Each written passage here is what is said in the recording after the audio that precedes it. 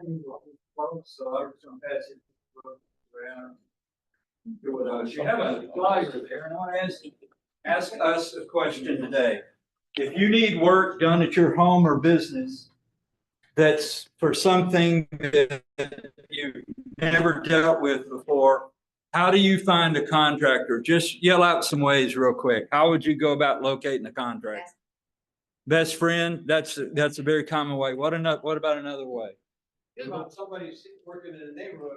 All right, see something going on down the street. Any other ways you can think of? Google. Call Google. Joe. All right, yeah. But I'll tell you what, those were the three things I had written down here. Ask friends, call off of a sign or something being done down the street, or Google roulette. Yeah. I got Google. And it's becoming Facebook roulette lately. We'll take your little handout here, and I'm not going to read every word of all this. I'll make some comments. And there are extras if there's somebody you know who needs this information, like somebody that you can think of who has a consistent record of choosing the wrong contractor. All right, this is going to help them, and Thanksgiving meals will go much better from here on out, right? When you're with that person. But let's look at this real quick. The companies, how do you check out your contractor? Well, number one, the company's full name and address. Say, well, isn't that kind of obvious? Well, it's not as obvious as you think. Sometimes the company's address is a post office box, or it may be someone's actual home address. I'm going to ask you this question. Just give me some numbers. How many roofing, use air quotes, roofing companies do you think there are in Memphis, Tennessee, the Memphis region? 150. 150. Who thinks that's too high? Too low? Okay. What do you think it is? 1,000? It might be now, but the last time I looked, it was about 500. How do you pick? You know, I'm sure there's many that will qualify, but how do you find that person? And not just roofing. It might be somebody who's a painter or some other trade where you need drywall work, let's say on the inside of your home, or gutters, or, you know, something like that. All right, so make sure that they've got a business address. For example, our company has a showroom in Bartlett. You can tour the showroom. You'll see a full staff working there, and I counted them up recently. We have about 40 people that make our thing happen right. A lot of roofers or painters are one-man shows, and if something goes wrong, it can be difficult to get it right again. Does that make sense? All right, here's another thing. How do you choose a great, let's say you need a lawn service. Ask them about their insurance coverage.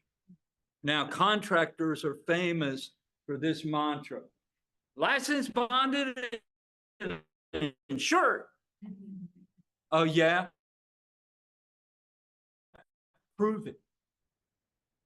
When I go to somebody, the material in it, but they always get our state contractor's license. They don't have to ask for it. And they get our certificate of insurance. And we actually, Lynn, pay our premiums every month.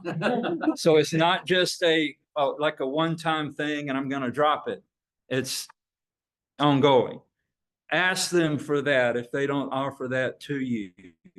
That's important. The reason the workers' comp is important is because if someone's injured working on your property at your business or your home, if you have hired a state licensed contractor, your insurance company will stand behind you when you're hit with a lawsuit for injuries on your property, right? Because you hired a properly licensed and insured contractor. Your homeowners won't pay for it, but they'll have insurance to pay for their own injuries. Yeah. You can't be sued.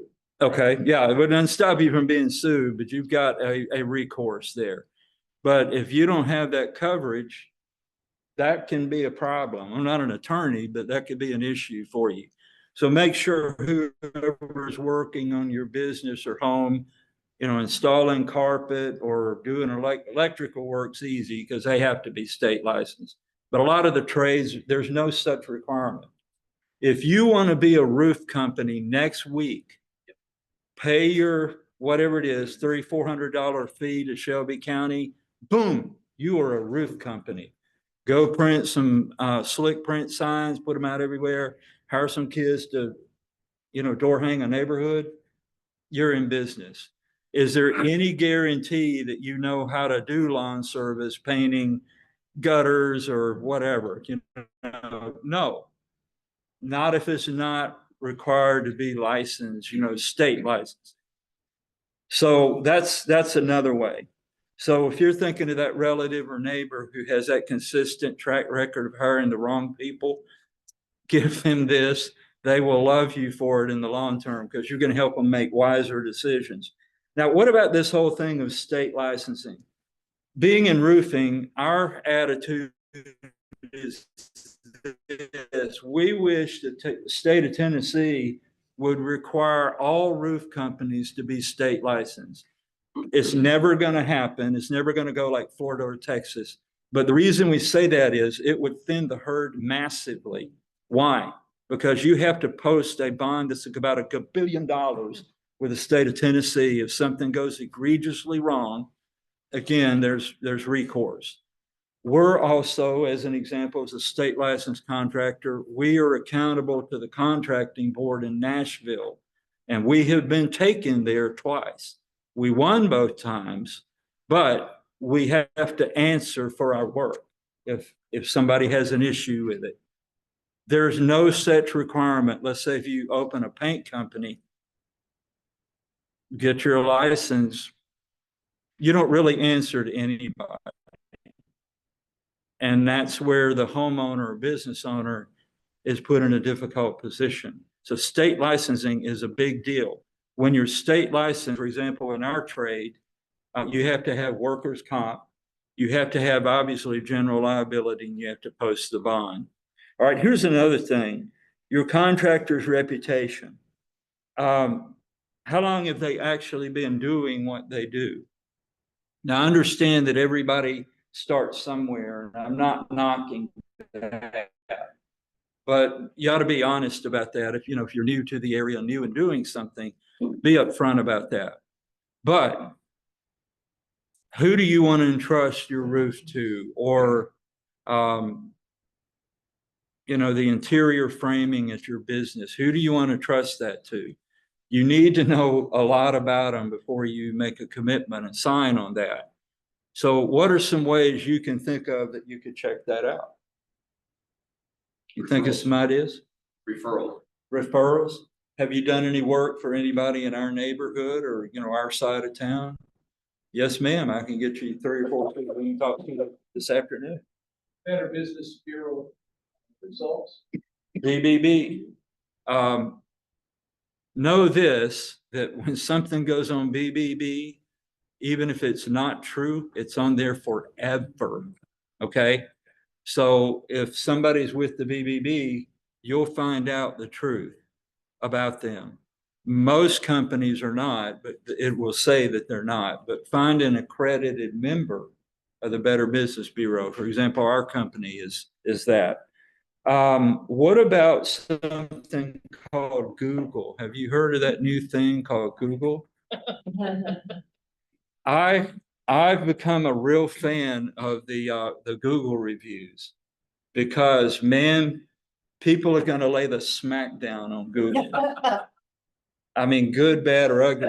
I invite you, for example, just go check our Google reviews, Masters Roofing. It's hard to get people who are satisfied to post a Google review.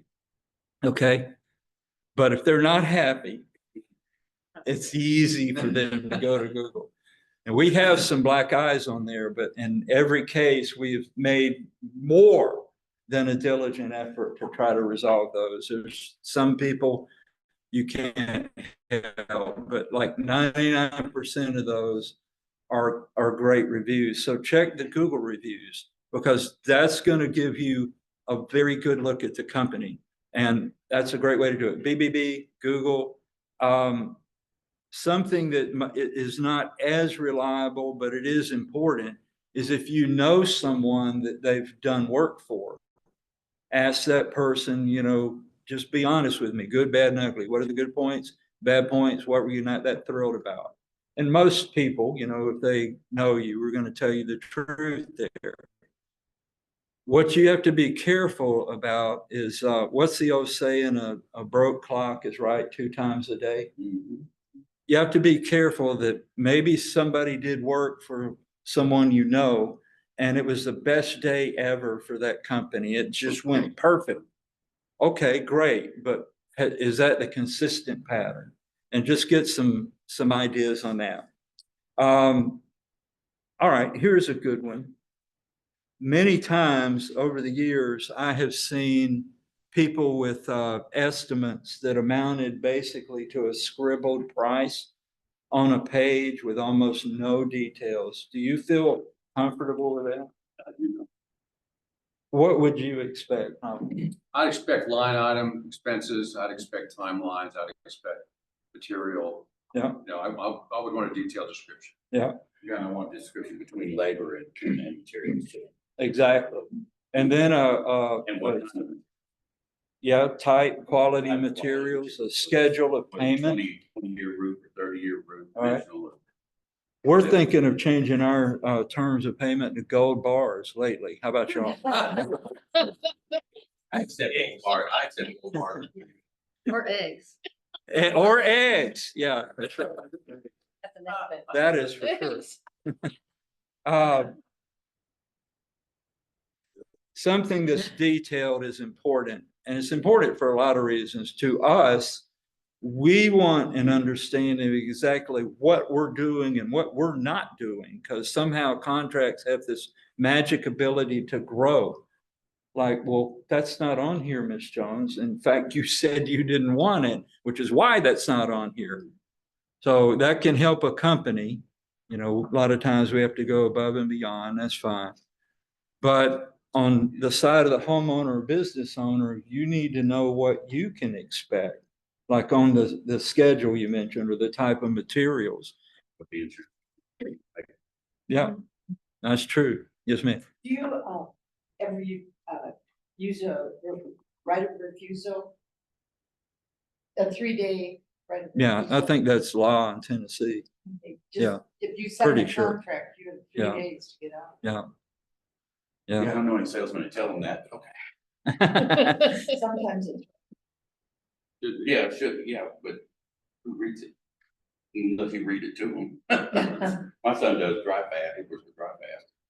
And they're going against every insurance company because they do the insurance jobs, but the insurance companies have people that they prefer to use over some other people, so it's a little bit different. Work needs to be done in a timely manner, a workmanlike manner, and a workmanlike schedule. That's also important. You don't want somebody working on your business in your job, and then they take the people off that work to go start Troy's job. We've got that going, and oh yeah, I got to go take care of Mark's thing here. Now I've got 3 things going in the air, right? That's not a good pattern. That's where you're chasing the workmen to come back and finish what they started. That is not a good feeling, and it's usually doesn't work well. Quality materials. For example, in our case, we are endorsed at the highest level by GAF, Owens Corning, and Certainty. They know who we are. They know where our offices are. And most of those cases, they've seen our work. So they are happy to say, hey, we put our stamp of approval on Masters Roofing. Well, whoever's doing work for you, whether it's flooring or painting or something like that, somebody in that trade can give you some extra good feelings about, hey, they do the right kind of work. They're going to do this right. They're going to take care of you. And that will help safeguard you in your choice. I mentioned payment schedule. What about a warranty? Have you ever heard of a tail light warranty? Tail lights. Tail lights warranty? You know what that is? You can't see the tail light. As long as you can see the tail lights going down the road, that warranty is good. Our owner, Tony, has a saying. Here's a saying. I don't think that somebody should be able to offer a warranty for longer than they've been in business. Think about that. Now, that's a favorite thing, for example, in the home contracting and maintenance industry. Somebody will start a company and they'll offer, I don't know, lifetime warranty on our work. Well, how long have you been in business? Counting this week? 1 week. Well, I don't have a track record on that. Now, if they've been in business 3 years or 10 years, something like that, that's like, okay, they have the ability to stand behind the warranty. That's an important one. Get it in writing. And people can promise the moon, but one thing you want to do when you're checking out contractors is on your interviewing or referrals, so ask people, have you ever had to use the warranty? And what was your experience when you did that? Oh, they came right out and they fixed it. You know, that's what you want to hear. If you find out it's hard to get people to honor the warranty, that might not be the best contractor for you. And then one more, quality assurance and on-site supervision. One thing that I often tell people in our case is, Ms. Jones, when we show up to do your roof, I'm gonna come and check the materials when they're delivered. Everything we said right here in writing is out there in your driveway. We've got a production manager that will most likely stop by during the day, check how things are going, help the crew if they need some other material. And we have an entire office staff behind this. If something does need some extra attention, there's almost nothing that we haven't run into at this point. We can figure it out. And trust me, when you're working on an older home, there are some aha moments. Like, I wonder why they did this 80 years ago. And you're about to find out why they did it. And then you can't just walk away from it. You've got to resolve it. And we've run into some crazy things. But basically, you want to make sure this is not what's happening. I'm a paint contractor, let's say, and you want me to paint your whole house. Man, I've got a contract now. Where am I going to find some people to paint this house?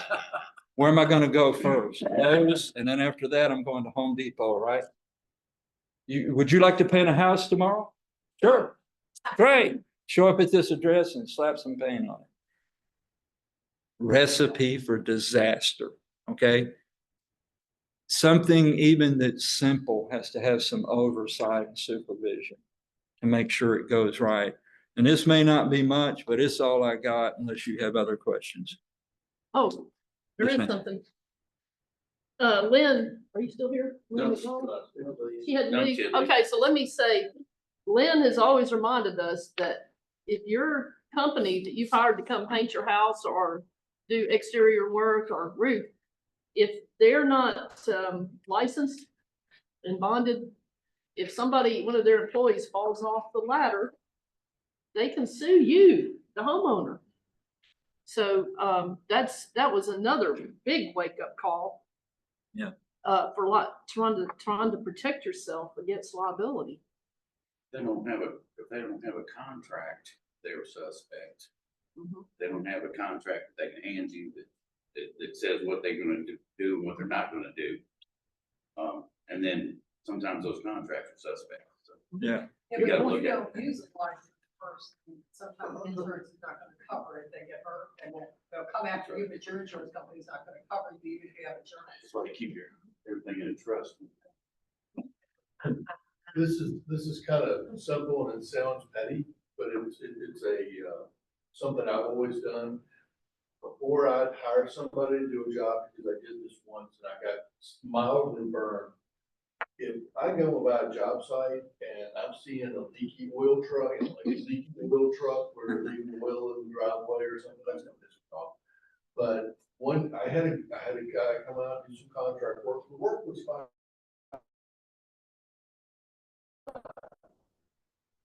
But the workers, when they took their lunch, well, you know, of course, one check, I get that.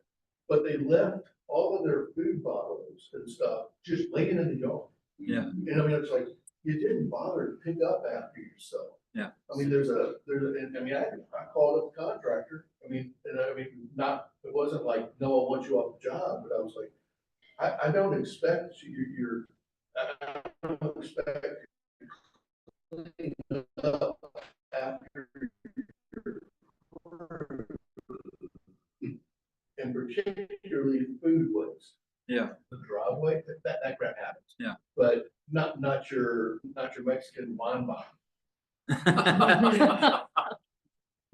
See, another thing too, and knowing you like I do, first word Carl himself did, I wouldn't even talk about business at first. The first thing I would say, just to know Ed, is who he is, so you got the full character and integrity of you. So that's the good thing about a personal conversation, is talk about you first, because I want to know who I'm dealing with. Sure. And then we bring in great things.